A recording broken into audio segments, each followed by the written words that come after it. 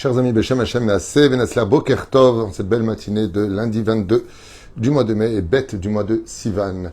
Un shiur sur la paracha de la semaine à propos d'un des versets d'une des bénédictions les plus connues et les plus puissantes que Dieu nous ait données dans la Torah, la Birkat Kohanim, dont nous allons parler selon la version du Ben Ishraï, si Dieu veut. Shiur acheté ce matin. Pour ce deuxième shiur, il y en a un ensuite après, par Shmuel Shemla, pour l'anniversaire de son épouse, et bien c'est un bon sujet donc, adoré. Donc Laura, Sarah, Bat Ev, Esther, Myriam, il voudrait lui dire qu'il l'aime beaucoup, que Akadosh Baruch Hu nous envoie un beau bébé, Bezrat Hashem, en bonne santé et très vite, et qu'ensemble, ils aient le mérite de s'élever dans les services divins, dans la joie et la crainte. Mazel Tov, santé, réussite et bonheur jusqu'à 120 ans pour Laura, Sarah, Bat Ev, Esther, Myriam, de la part de son mari Shmuel Shemla. Yafé, Zemodafti, Yafé Meod. Donc je me fais l'intermédiaire, les locuteurs de ce message. J'espère avoir été à la hauteur, Bezrat Hashem, en souhaitant beaucoup de bonheur, Bezrat Hashem, pour ce merveilleux couple, Yom Uledet, sa mère Tzadika Yekara, jusqu'à 120 ans, Laura, Sarah, Bat Ev, Esther, Myriam, que le mérite du Ben Ishraï vous apporte le mérite d'avoir un enfant comme lui, aussi grand Torah qu'il l'a été, aussi merveilleux, aussi puissant et aussi pur que Moreno Arav Rabbi Yosef Chaim. On commence tout de suite ce jour en vous souhaitant à tous une bonne santé, l'Unishmat Kol Mete Israël, un bon mariage pour tous ceux qui veulent se marier, tous ceux qui veulent une bonne parnassa, ceux qui veulent faire l'alliance en Eretz Israël, et une Géoula rapide pour nous tous. Et on commence tout de suite, Bezrat Hashem, ce shiur, puisqu'on a après encore un autre sur Pelioetz, qui nous a été demandé. À propos de la Birkat Kohanim dans la paracha de Nassau, où là-bas il y a des mots très puissants, composés de 60 lettres, puisque vous savez que la Birkat Kohanim, Yavarecha Adonai Veishmerecha, Yaer Adonai Panav Elecha Bichun Kaisa, Adonai Panav Elecha Yasem Lecha Shalom, eh bien, sont composés de 60 lettres. Vous les compterez, vous verrez qu'il y a exactement 60 lettres, qui font allusion d'ailleurs à ce que nous enseigne le roi Salomon, Shishim Giburim Savivla, Giburei Israël, Kulam Ahouze Cherev Milomede Milchama. La Birkat Kohanim fait partie des choses d'ailleurs qui sont une grande ségoula, pour ceux qui ne le savent pas, pour nous protéger de la sorcellerie, pour nous protéger des démons, des choses démoniaques et de la inara. Yavarecha Hashem veishmerecha, Rashi nous dit que Dieu te protège, te bénisse et te protège des mézikim. De quel mézikim? On parle des démons. Ce qui fait que quand on se trouve dans des endroits qui sont un petit peu... chez des gens, on ne sait pas exactement si on peut leur faire confiance ou pas. Des fois, on pense qu'on a quelque chose sur soi, alors apprenez-les une fois pour toutes. Il y a 3 ségoulottes que je vous dis dès maintenant pour nous les Juifs, pour nous protéger de mauvaises influences négatives qui peuvent influencer sur notre morale. Le premier, c'est la Birkat Kohanim, qu'on vient de dire à l'instant. La deuxième, c'est le Télim 91, qui fait sortir les mauvais démons. 91, c'est Tzadi, Aleph, Tse, Vatan, Yoshev et Seterelion. Et le troisième, c'est un des versets les plus puissants qui existent, qui enlève, eh bien justement, un des rois des démons, qui s'appelle Ve'i Noam Adonai Eloheinu Aleinu Maaseh Adenu Konena Aleinu Maaseh Adenu Konenehu. De dire ce verset-là, comme je viens de vous le dire à l'instant, eh bien ces 3 choses-là, ce Télim, la Birkat Kohanim et ce verset-là, dégagent complètement les mauvais esprits. Il y en a encore un, si vous voulez, le Ana Bechor Gidolat Minra Tatir Tzerora, le nom de Dieu composé de 42 lettres. Alors en ce qui nous concerne, nous maintenant on va étudier le Ben Ishraï, après avoir fait cette petite préface, sur de bonnes choses à dire et à savoir, Bezrat Hashem, même dans une maison où des fois il y a une mauvaise énergie, refaites-le à la maison, et surtout bénissez-vous toujours de la Birkat Kohanim, comme la tradition le demande tous les vendredis soirs. Le mari bénit sa femme de la Birkat Kohanim, il bénit ses enfants, la mère bénit ses enfants de la Birkat Kohanim, Yasamecha Elohim, Kephraim, Vechem Laché, ou Yavarecha Elohim, que Sarah Rivka, Rachel Belea, si c'est pour une fille. Et ainsi donc, la bracha de la Birkat Kohanim, sachez-le, comprend toutes les bénédictions. Quand on reçoit la Birkat Kohanim, c'est pas de peine de dire, tu veux me rajouter que j'ai une bonne parnassa, que je trouve un bon zibou, que j'ai des bons enfants, que je monte en Israël.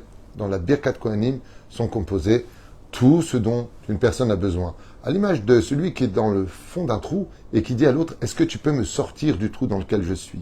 L'autre va lui tendre la main pour le sortir du trou. La main est composée de 14 phalanges. Nous en avons 2 dans le pouce, 3 dans les 4. Donc si je fais le calcul, ça me fait 14. D'accord? Mais il y a aussi la paume. Et la paume joue un rôle prépondérant, puisqu'elle vient contre le mot shalom. Il y a 15 mots dans la Birkat Kohanim, Yasemecha shalom. Et ça vient dans la paume. C'est pour ça qu'on se serre la main paume contre paume. Et ainsi donc, quand on fait la Birkat Kohanim, on a tendu une main du ciel sur celui qui prend cette bracha, Bezrat Hashem, pour sortir de tous ces problèmes. Parce que dans la Birkat Kohanim, il y a toutes les solutions. Omer Maran Ben Ishraï, Yevarecha Adonai, Shetibarechu Nesachecha. Que Akadosh Baruch Hu te bénisse, donc quand on dit Yevarecha, que Dieu te bénisse dans l'opulence. Et là, Rabbi Rachef Chaim, il dit, Sruto Eganalenu Ari Amrou Chazal, Sheakov et Esav Chilku Benehem et Haolamot. Il dit, c'est bizarre que dans le Birkat Kohanim, quand tu dis Yevarecha Hashem, qu'il te bénisse dans l'argent, Veishmerecha, et qu'il te protège de la inara des autres, des mauvais esprits et des mauvaises choses, comme ça explique Rashi. On sait que Esav, il a pris ce monde, et que nous, Yaakov, les enfants d'Israël, ont pris le monde futur. Nous devons être, nous, dits spirituels, et Yaakov matériel. Comment se fait-il que dans le Birkat Kohanim, disent le Ben Ishraï, eh bien, on bénit l'autre de matérialité. Valken velachen en lo chelek b'archiza ba'olam haba, me'idar gisa. Yaakov avinu natal chelko ba'olam haba, u'mimele en lo chelek benachala be'inyanei ha'olam hazeh. Donc, comme je viens de vous le dire, nous, normalement, à la base, on a le monde futur, on n'a pas le monde d'en bas. Donc, pourquoi est-ce qu'on demanderait d'avoir l'opulence du monde matériel? Alors, bien sûr, vous avez bien compris, comme le dit la Gemara dans Brachot, que c'est vrai. Mais que si on fait les bénédictions sur la matérialité que nous avons, donc on met la spiritualité dans la matérialité, nous avons le droit de profiter de ce monde. Nous avons le droit d'avoir un héritage dans ce monde grâce aux bénédictions que Dieu nous a données en cadeau. Pour chaque petite parole que nous avons, Baruch Ata Hashem, Elokeinu melech haolam she'akol yabid baro. Si les femmes et les hommes et les femmes, les enfants, les grands-parents savaient quel salaire ils prendront pour une bonne bénédiction qui est prononcée, on passerait plus notre temps à chercher à boire et à manger pour la bénédiction que de chercher le plaisir du goût qui s'y trouve. Mais bon, c'est encore un autre sujet. Yemkem les fisés, yesh lavin ketzad anu bnei Israël ne'enim v'ochlim man ba'olam hazeh. Donc on pourrait poser la question, comment mina olam hazeh? Comment se fait-il que les enfants d'Israël, dans la bracha qu'on aurait dû prendre, c'est tout de suite soit un grand Torah? D'abord, Bereshit bar Elokim et Hashamayim et Haaretz. D'abord le monde spirituel, après le monde matériel. Et pourtant, la Birkat Kohanim, on commence Yevarechecha, que Dieu te donne beaucoup d'argent. Et oui, c'est marqué dans Masechet Avot. Imen kemach en Torah. Si je n'ai pas la matérialité, alors je n'ai pas la spiritualité. Car la Torah nous a été donnée dans le monde de la Ishtal Shilut à Tartona, dans le monde d'en bas, le plus bas de tous les Olamot, pour y vivre la Torah. Notre Torah en tant qu'humain, qui nous différencie des anges, qui n'ont pas de matérialité, c'est de vivre la Torah dans la matérialité. Donc oui, vive la matérialité, à la condition où je la mets au service de la Torah, comme l'étui et l'âme. וכן צריך להבין איך הקדוש ברוך הוא מבטיח לישראל שברכו נכסיהם בעולם הזה, והלא העולם הזה שייך לעשו הרשע. Donc, il pose la question, vous l'avez bien compris, pourquoi on prendrait une partie de ce monde qui ne nous appartient pas? Ça appartient à Esav. Et maintenant, le Ben Ishraï répond. Yadoua shekol kiyumu shel haolam eno ela b'zchut haTorah הקדושה ולומדיה.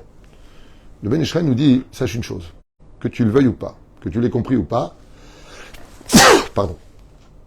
Le monde n'a été créé que pour la Torah, et ceux qui étudient la Torah uniquement, c'est grâce à eux que Dieu accepte de faire lever le soleil, coucher le soleil, que Dieu accepte de faire tourner la terre, que Dieu accepte de donner de l'oxygène, que le monde vit uniquement par leur mérite à eux. Qu'on aime ou pas les Haridim, ils ont un rôle essentiel à jouer dans l'existence du monde, et surtout dans notre pays. Et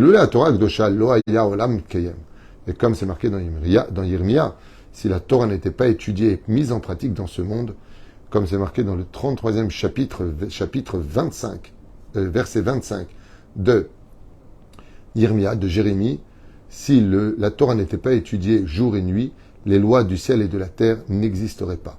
Et comme c'est marqué dans la Torah, il fut le 6e jour de la création, Yom HaShishi.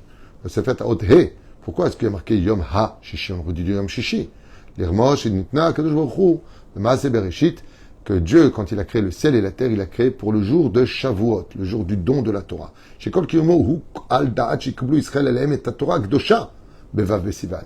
Pour nous dire que HaShishi, ce Vav, tout comme Shabbat est très important pour chaque juif comme étant sa carte d'identité, de la même façon que aucun juif sur terre digne de ce nom n'oublie que sans le Vav Besivan, sans la fête de Shavuot, le monde n'aurait eu aucune raison d'exister, que Dieu ne l'aurait jamais créé. Shu Yom Matan Torah. Nimsa Sham Israël Mikamim et Haolam, Limuda Torah, que grâce à l'étude de la Torah, le monde a besoin d'exister. Grâce à l'étude de la Torah, le monde justifie son existence. Oh, alors maintenant on comprend que quand tu prends une bracha, étant donné que tu étudies la Torah, Yevarechecha Hashem, Veishmerecha, que Dieu te bénisse et qu'il te préserve. De quoi il va te préserver? Des anges accusateurs.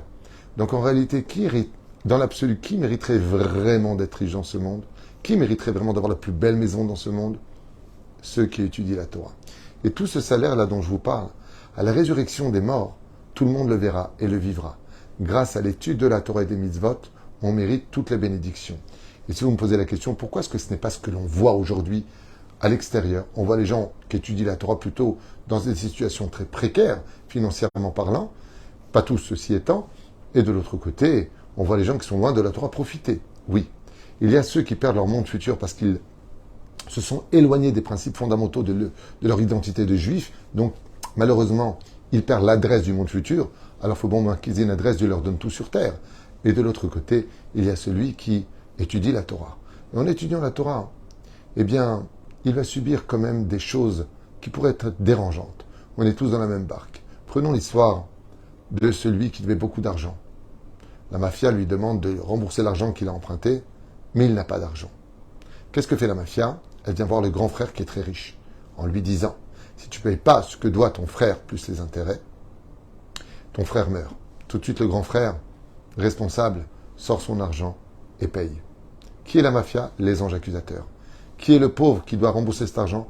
Les gens qui fautent, qui sont loin de la Torah et des mitzvot. Qui est le frère qui est grand et qui est riche? Celui qui est rempli de mitzvot. Grâce à ces mitzvot à lui, il paye les anges accusateurs de la faute de son frère juif qui le laisseront vivre et qui ne sera pas tué. C'est la responsabilité de tous les Gdolim. C'est pour ça que quand un grand d'Israël part de ce monde, il fait la kapara, la réparation de toute sa génération. Car ces mitzvot payent les dettes de toutes les fautes qui ont été commises tant que lui était vivant. Il règle les dettes et remet les compteurs à zéro. Omer Ben Ishraï, Yotzei, Sheesav, Umotolam, Haïm, Kaimim, Baolam, Azeh, Bisrutam Israël, Betorato. Et ainsi donc, le Ben Ishraï dit, même Ésaü, quand il dit qu'il a le droit à ce monde parce qu'il a choisi ce monde, il oublie un détail. C'est que ce monde n'aurait jamais été créé par Dieu, ni lui-même, s'il n'y avait pas l'étude de la Torah. Et c'est pour cela que chaque juif, comme dit Rabbi Nachman de Breslev, ce n'est pas que les juifs aiment l'argent, mais l'argent aime les juifs. Ceux qui étudient la Torah particulièrement, mitzvah de les soutenir, mitzvah de leur donner tout ce dont ils ont besoin pour perpétuer à l'image des poumons dans le corps humain. Qu'est-ce que font les poumons? Ils donnent de l'air pur. Vous savez pourquoi la plus grande forêt du monde s'appelle l'Amazone? Parce qu'il vient, Mazone en hébreu, ça veut dire la nourriture. L'Amazone purifie l'air, les arbres innombrables de l'Amazone, purifie l'atmosphère et la recrache la nuit, de telle façon à ce qu'on ait une couche d'ozone qui soit propre. Elle purifie comme un filtre, comme le font nos poumons. Les poumons du corps humain sont ceux qui, de façon représentative, sont assis étudient la Torah. Eux font respirer le monde. L'air vient dans le monde grâce à eux. Et c'est ce qu'il dit, Alpidine. Bien sûr que quand on va bénir une personne, on va lui souhaiter les plaisirs matériels. Parce que cette personne-là aime la Torah, fait vivre la Torah, respecte ceux qui étudient la Torah, aime ceux qui honorent la Torah. Les éperouches d'abord. Mimi tanou le qui de ce monde ne cherche pas à profiter des plaisirs de ce monde bisroutma? Par quel plaisir dit le Ben Ishraï? Rag bisrout Torah Gdosha. Ça veut dire que si un jour vous cherchez quelqu'un à remercier pour exister en tant que juif ou non juif, quoi que tu sois et où que tu sois, ce que l'on s'explique le Ben Ishraï, eh bien, si un jour tu veux remercier celui qui fait vivre la terre, tu vas dans une yeshiva et tu cries « Merci à vous tous d'étudier la Torah ». Car c'est grâce à vos études et grâce à votre accomplissement de la Torah et des mitzvot que le monde vit. Et c'est ce que nous dit la Gemara. À la fin des temps, quand la vérité sera sur le ciel et la terre, envahie de la connaissance de Dieu, il y a marqué que les non-juifs viendront vérifier si chaque juif pratique la mitzvah de façon méticuleuse, parce qu'ils se comprendront qu'en réalité, tout tenait grâce à eux, grâce à Israël. ואם כך, אז מחובתנו להצדיק זאת, ולכן בחג שבועות הבא עלינו לטובה, לקבל עלינו לאחוז בתורה ולשקוט בה, כי עץ חיים היא למחזיקים בה, d'où la fête de Shavuot, qui est un jour où chaque juif, chaque juive, Bezrat Hashem, se devra de redonner rendez-vous avec cette Torah, de lui dire combien il l'aime et combien il la respecte et combien il prendra sur lui d'étudier encore plus cette année qui arrive. Alenu, letova, velivracha. Vive notre Torah, vive Am Israël et surtout vive Eloké Israël, vertzenu akdosha veteora. Kol tuv u'leitraot, on vous souhaite un bon anniversaire de Tzadika. Et puis, je vous dis à tout de suite pour un prochain shiur sur Pele Yoetz. Bezrat Hashem, Yom Tov et Samer.